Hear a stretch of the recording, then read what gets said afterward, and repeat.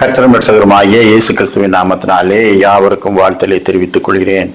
அமெரிக்க விடுதலை போர் நடந்து கொண்டிருக்கும் போது ஆபிரகாம் லிங்கன் அவர்கள் முக்கியமான ஒரு தளபதியாக இருந்து போரிட்டுக் கொண்டிருந்தார். அவருக்கு பர்சனல் செக்ரட்டரியாக ஒரு நல்ல இராணுவ அதிகாரி இருந்தார். இளைஞனான அந்த அதிகாரி மிகவும் சுறுசுறுப்பாக ஞானத்தோடு வேலை செய்கிறவர். ஆபிரகாம் லிங்கன் இடத்திலிருந்து பலவிதமான கட்டளைகளை போர் தளபதிகளுக்கு கொண்டு செல்வதும் அவர்கள் கொண்டு வரும் செய்திகளை ஆராய்ந்து பார்த்து நடவடிக்கை எடுப்பதுமாக ஆபிரகாம் லிங்கனுக்கு இவர் மிகவும் உதவியாக இருந்தார். ஆனால் அந்த இளைஞனுக்கு இது பிடிக்கவில்லை. இந்த நிர்வாக பணிகளை வேறு யாரும் செய்யட்டும், நான் ஒரு நல்ல போர் வீரனாக இராணுவ அதிகாரியாக தேசத்துக்காக பணியாற்றி அங்கே உயிரை கொடுக்க வேண்டும், எனவே முக்கிய பணித்தளங்களுக்கு என்னை அனுப்புங்கள் என்று அவர் ஆபிரகாம் லிங்கன் இடத்திலே அடிக்கடி கேட்டுக்கொண்டே இருப்பார். ஒரு நாள் ஆபிரகாம் லிங்கன் அவரை கூப்பிட்டு சொன்னார், தேசத்துக்காக மரிப்பதற்கு நான் ஆயத்தமாக இருக்கிறேன் என்று அடிக்கடி சொல்லுகிறாயே, தேசத்துக்காக நான் ஏன் உயிரோடு இருந்து அநேக காரியங்களை செய்யக்கூடாது என்று எப்பொழுதாவது சொல்லியிருக்கிறாயா? இந்த கட்டளை தளத்தை மெயின்டைன் பண்ணுவதிலே உன்னுடைய பங்கு எப்படிப்பட்டது? அதை வேறொருவன் செய்ய முடியாது. உயிரோடு இருந்து நீ இந்த தேசத்துக்கு அநேக காரியங்களை செய்ய வேண்டும் என்று விரும்பு, தேசத்துக்காக மறிக்க வேண்டும் என்று சொல்லிக் கொண்டிராதே என்று அவரை கடிந்து கொண்டார். அப்பொழுது அவர் யோசித்து பார்த்துவிட்டு, ஆம், உயிரோடு இருந்தால் தான் அநேக காரியங்களை செய்ய முடியும் என்று அவர் ஒத்துக்கொண்டார். இன்றைக்கு கிறிஸ்துவுக்காக எத்தனை பேர் மறிக்க ஆயத்தமாக இருக்கிறீர்கள் என்று கேட்டால் அநேக பேர் கையை தூக்குவோம். எத்தனை பேர் கிறிஸ்துவுக்காக வாழ விரும்புகிறீர்கள்? எத்தனை பேர் உங்களுடைய செல்வங்களை கொடுக்க விரும்புகிறீர்கள்?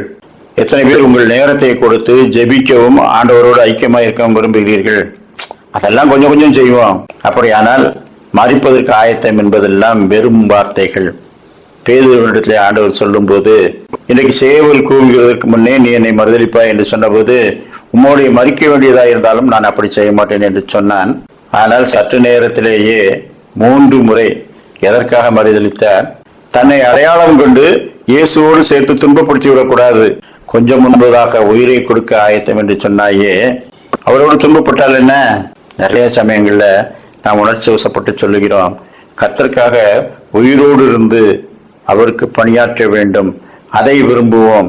ஒருவேளை இரத்த சாட்சியாக மறிக்கும் ஒரு கிருபையை கர்த்தர் நமக்கு தருவதாக இருந்தால், நாம் அரைகுறையாக பக்தி செய்து கொண்டிருக்கும் ஒரு வேளையில் அல்ல, அவரை விட்டு தூரமாய் இருக்கும் நாட்களில் அல்ல, அவரோடு நெருங்கி சேர்ந்து அவரை உறுதியாய் பற்றி கொண்டிருக்கும் போது இரத்த சாட்சியாய் மறித்தால் அப்பொழுது பரலோகத்திலே மிகுந்த பாக்கியத்தை பெற்றுக் கொள்வோம்.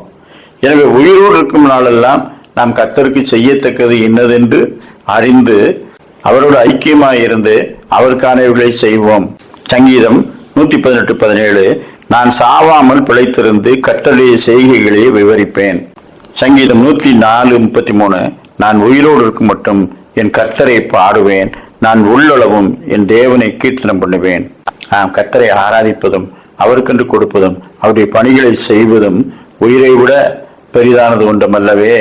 உயிரை கொடுக்க நாம் தயாராக இருக்கிறோம் என்று சொல்லுகிறவர்கள் முதலாவது அவருடைய ஊழியங்களை உண்மையாய் செய்வோம்.